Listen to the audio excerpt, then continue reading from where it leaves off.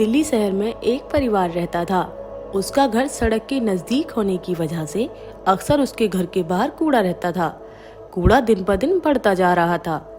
एक दिन अचानक उस कूड़े से चुड़ैल निकलती है।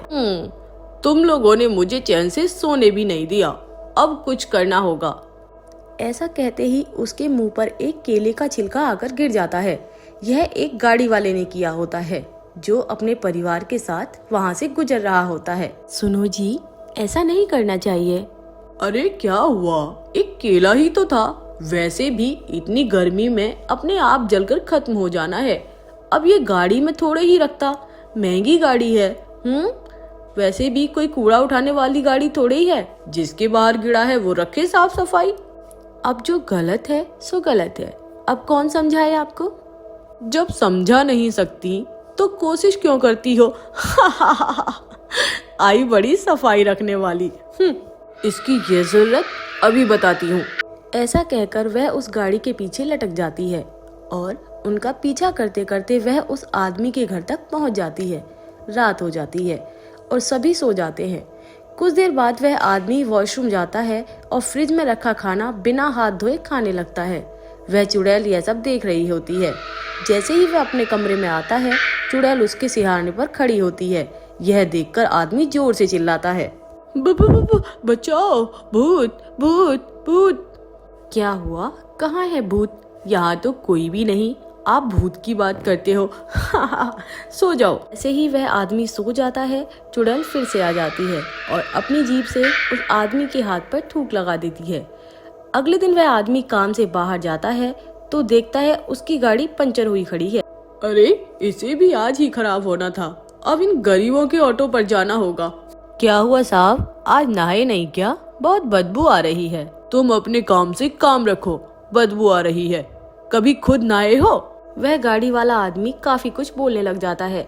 जैसे ही ऑटो चालक अपने शीशे से पीछे देखता है, वह डर से सहम जाता है, क्योंकि वह उस चुड़ैल को भी देख लेता है जो उस आदमी के साथ होती है। कितना हुआ? 100 रुपया। ऑटो चालक पैसे ले लेता है और घर चला जाता है। घर पहुंचते ही उस ऑटो चालक को बुखार चढ़ जाता है।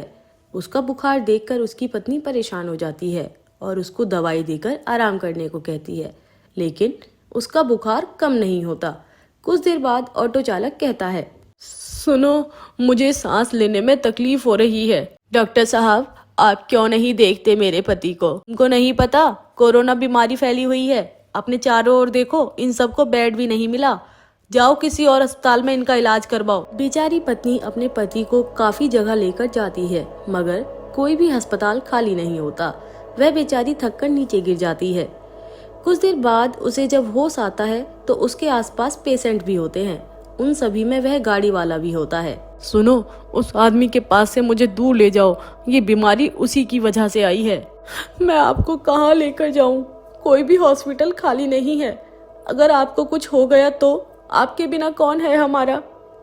तभी अचानक ऑटो वाला उस चुड़ैल को देख लेता है जो ठीक उस गाड़ी वाले के साथ खड़ी होती है। ऑटो वाला एकदम से डर जाता है और अपनी पत्नी से घर जाने के लिए कहता है। उसकी बीवी ऑटो वाले के कहने पर उसको घर ले जाती है और भगवान के आगे रोने लग जाती है। हे भगवान, ये कैसी बीमारी बना दी आपने। अगर आज मेरे पति को कुछ हो गया तो हम सड़क पर आ जाएंगे। भगवान कहाँ है आप, कुछ तो कीजिए। कुछ देर बाद वही चुड़ैल उस घर में आती है और कहती है, भगवान को दोष मत दो, ये सब तुम सबका किया हुआ है। अगर अपने आसपास सफाई नहीं रखोगे तो ऐसी बीमारियां ही बढ़ेंगी। खुले में शौच, कहीं भी थूकना, कहीं भी कचरा फेंक देना और बिना हाथ धोए कुछ भी खा लेना, ऐसी और बीमारियों को जन्म देंगे। मैं तुम्हारे घर के बाहर उस कूड़े के ढेर के नीचे सो रही थी, लेकिन इस गंदगी ने मुझ जैसी चुड़ैल को भी रहना मुश्किल कर दिया। अब तुम लोग तो इंसान हो, कम से कम तुम लोग साफ सफाई रख सकते हो। आप बिल्कुल ठीक कह रही हैं, आज मैं अपने आसपास सफाई रखूंगी। मगर आपको नहीं पता, जितना मैं दोषी हूँ उतना ही ये गाड़ी वाले लोग भी। यह सुनकर चुड़ैल ऑटो वाले के पति को ठीक कर देती है। अगले ही दिन वो दोनों अपने आसपास सफाई कर देते हैं और एक बोर्ड भी लगा देते हैं जिस पर लिखा होता है, कृपया यहाँ कचरा ना फेंकें। लेकिन ऑटो वाले की पत्नी ने कहीं ना कहीं ठीक ही कहा था, क्योंकि आज जो भी गंदगी फैली है उसमें अकेला गरीब ही नहीं बल्कि वह गाड़ी से चलने वाले लोग भी हैं जो अपनी गाड़ी के शीशे से कचरा बाहर फेंकते हैं। तो वादा कीजिए अपने आसपास कूड़ा नहीं रहने देंगे और यहाँ कूड़ा नहीं फेंकेंगे।